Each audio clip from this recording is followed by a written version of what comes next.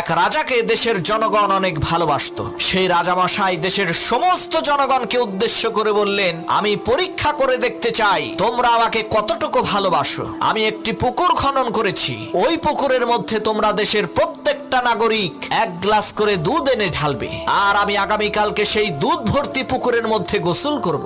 রাজার এই বক্তব্য শোনার পর এক লোক চিন্তা করলো, দেশের লক্ষ লক্ষ মানুষ প্রত্যেকেই তো সেই পুকুরের মধ্যে দুধ ঢালবে। আমি যদি রাতের অন্ধকারে লুকিয়ে দুধের জায়গায় 1 গ্লাস পানি ঢেলে দিয়ে আসি, তাহলে তো কেউ তা বুঝতে পারবে না। এই কথা চিন্তা করে সেই লোকটি মানুষের ভিড়ের সাথে গিয়ে সবার অগোচরে 1 গ্লাস পানি ঢেলে দিয়ে আসলো। এদিকে রাজামশাই সকালবেলা পুকুরের পাশে যেয়ে দেখেন সর্বনাশ, পুকুরের মধ্যে 1 গ্লাসও দুধ নেই, সমস্ত পুকুর পানি দিয়ে ভর্তি। এর মানে হলো দেশের সমস্ত জনগণই ভেবেছিল আমার আর দুধ নিয়ে যাওয়ার দরকার কি, অন্য লোকেরা তো দুধ ঢালবেই। প্রিয় ভাইরা, আমাদের চিন্তাধারাও ওই দেশের জনগণের মতো।